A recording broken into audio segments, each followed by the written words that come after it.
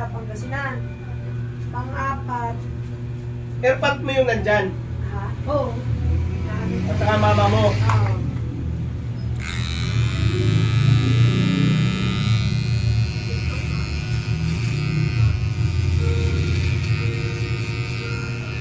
Pangalawang asawa na pala niya yun. Yung maliit na lalaki.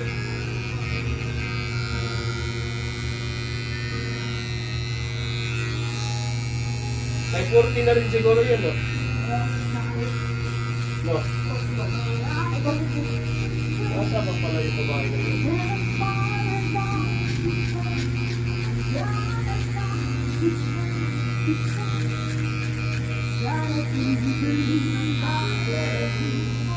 Yung isa na customer ko na bata na parang hapon, best friend mo yung nanay nun.